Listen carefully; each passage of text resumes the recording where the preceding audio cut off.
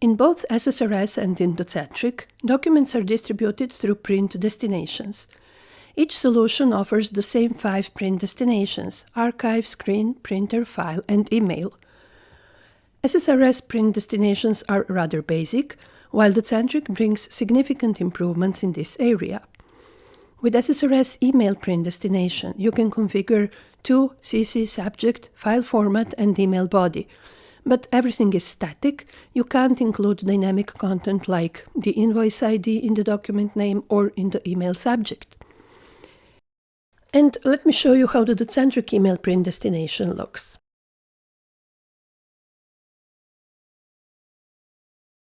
Here are the fields related to email addresses: to, CC, and from, and there is additionally the BCC field.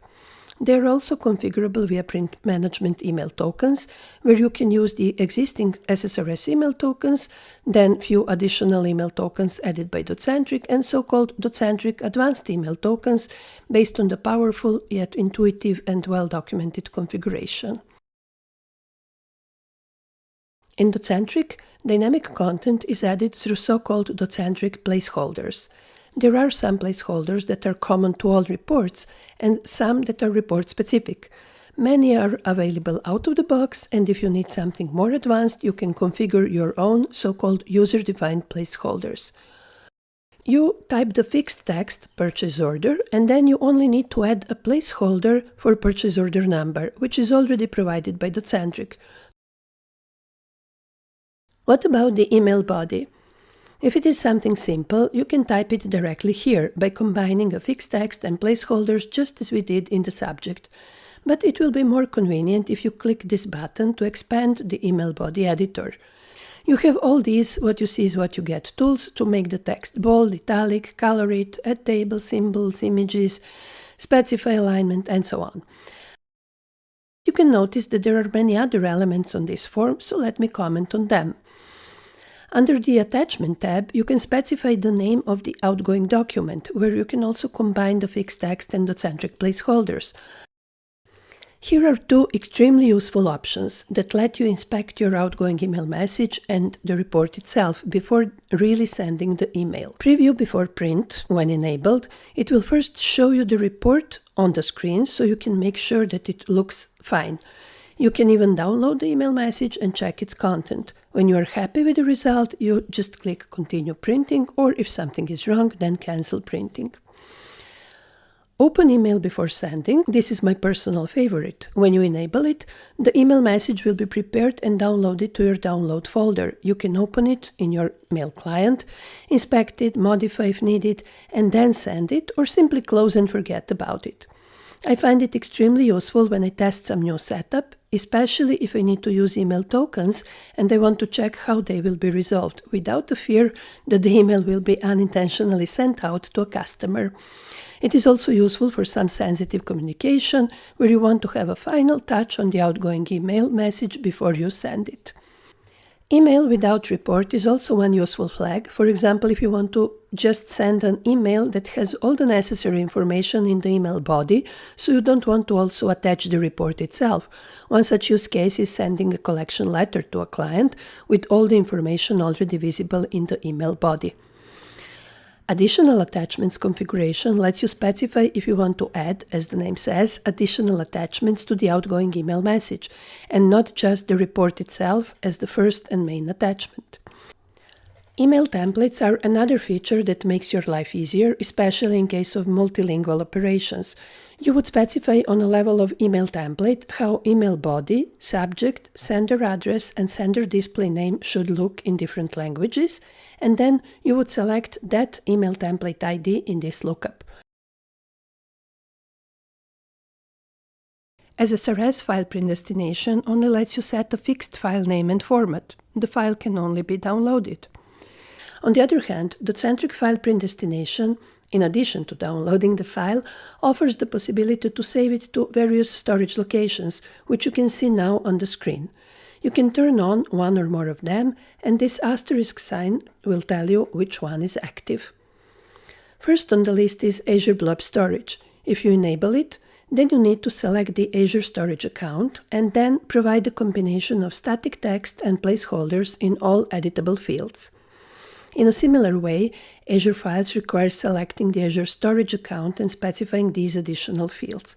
This type of location can be mapped to your network shared folders and therefore become visible in your file system.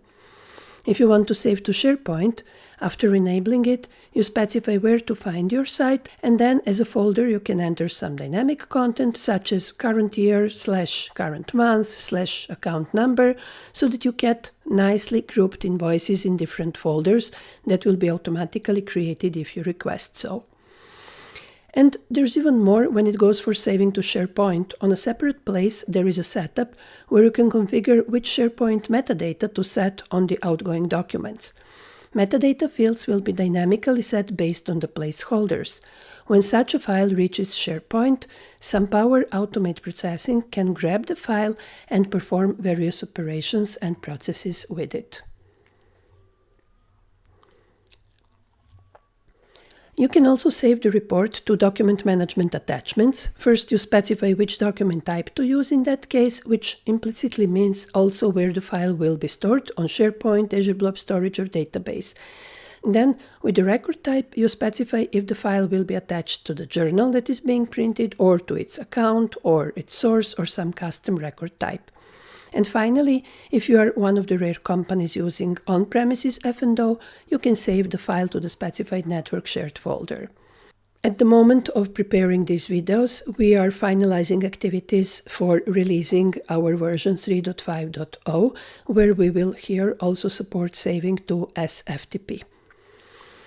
As a conclusion, Docentric offers various integration possibilities through these supported storage types. Also, configuration is really simple and intuitive for all user profile types.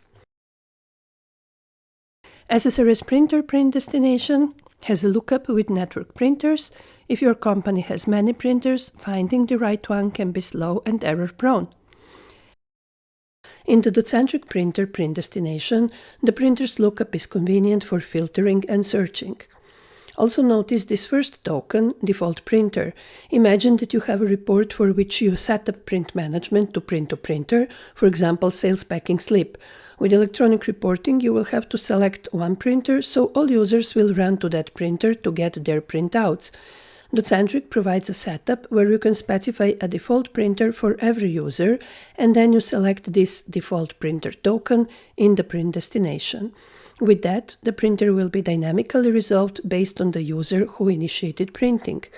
Additionally, we have it on our short-term roadmap to support some printer tokens, similarly to an already known concept of email tokens.